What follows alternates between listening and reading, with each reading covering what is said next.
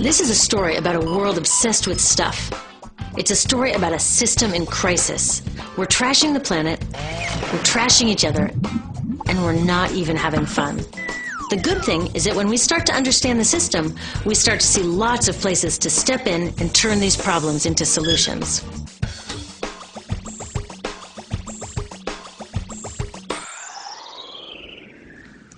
Can I tell you, I love my Pantene Pro V. Of the dozen or so personal care products that I use every day, it's the one I can't live without. It says it gives my dull hair the ultimate cool shine. How does it do that? I was wondering that while I was lathering it in my hair one day, so I read the ingredients right here. Sodium lauryl sulfate, tetrasodium EDTA, methyl isothiazolinone. What is this stuff? I took this list to some scientists who know how to read it. Turns out my Pantene contains a chemical linked to cancer.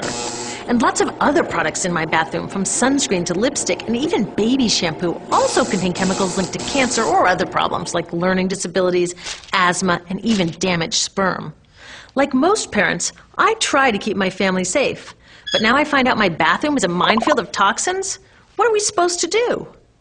To find out the answers, we have to go back to one of the key features of our materials economy: toxics in, toxics out. If, at the factory, you pour toxic chemicals into a product, like baby shampoo, you're going to wind up with toxic baby shampoo, and toxics in workers, communities, and, babies. So let's take a closer look at this toxic outrage where it seeps into our lives every day, in the bathroom. The average woman in the U.S. uses about 12 personal care products daily. The average man about 6. Each product containing a dozen or more chemicals. Less than 20% of chemicals in cosmetics have been assessed for safety by the industry's safety panel, so we just don't know what they do to us when we use them. Would you fly in an airline that only inspects 20% of its planes? Of course, not all of these chemicals are dangerous, but we know that many are. Some are carcinogens. That means that they can cause cancer. Others are neurotoxins and reproductive toxins, proven to mess up brain development and reproduction in animals. Wait a minute, we're animals too. It's like a giant experiment. We're using all these mystery chemicals and just waiting to see what happens. One thing we do know is that they're getting inside us. I had my body's toxicity levels tested, and I'm loaded with things like mercury, flame retardants, triclosan, and lead. We all are. Even babies are being born pre-polluted. Now, I know we can't live in a lead-free world, but do we have to put lead in our lipstick? I don't know. Maybe it's my fault. Maybe I just bought the wrong thing. At the store, the choices seem endless. I can get lipstick in 49 shades, or shampoo for hair that's too dry, oily, fine, limp, or frizzy. But what about the choices that really matter? Like the choice to buy products that are safe? It turns out the important decisions don't happen when I choose to take a product off the shelf. They happen when companies and governments decide what products should go on the shelves. So who are these companies? This is Procter & Gamble. They're the ones offering me Herbal Essences, the #2 shampoo in the country. It contains toxic petrochemicals made from oil. Since when is oil an herb? On cosmetics labels, words like herbal, natural, even organic have no legal definition. That means that anybody can put anything in a bottle and call it natural, and they do. I mean, can you imagine a top seller called Petro Essences? Gross. What's even nastier are hair relaxers marketed to 5-year-olds and skin whitening creams. These are super toxic, both in their ingredients and in the message they send about what beauty is. Oh, here's Estee Lauder offering me a chance to help find a cure for breast cancer. That's nice. But wait, they're also using chemicals linked to cancer. Don't you think the best way for Estee Lauder to fight cancer is to stop using those chemicals in the first place? So really, I get to choose between meaningless claims on a bottle. But these guys get the real choice about what goes into those bottles.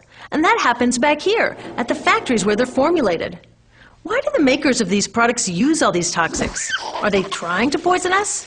No, they're just working from a 1950s mindset when people were totally swept up in better living through chemistry. In all that excitement, they forgot to worry about human health impacts. That was years ago, and they are still using these same old toxic chemicals.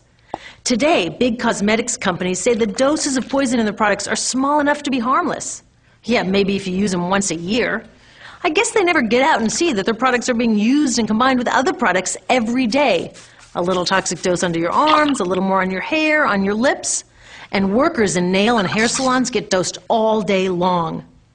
So the industry is used to doing things this way, and they can. Because even now that scientists have linked the chemicals they're using to all sorts of problems, there are no laws to get rid of them. You're thinking, really? Come on, nobody's making sure that the stuff we smear all over our bodies is safe? Nope.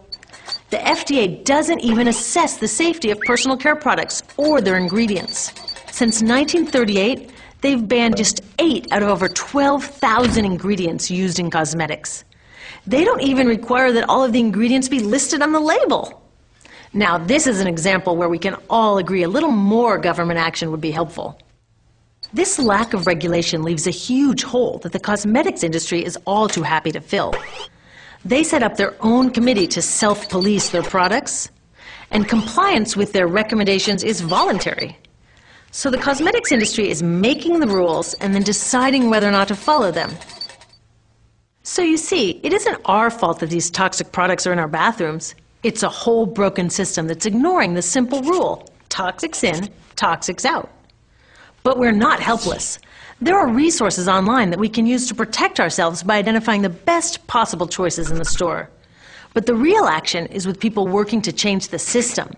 Because if we really want to solve this problem, we got to start here with these guys. Women, parents, workers, people all over the country are demanding that Congress pass a new law, giving FDA the power to make sure that our personal care products are safe. We need common sense laws based on the precautionary principle. That means that when you're dealing with hazardous chemicals, just err on the side of caution.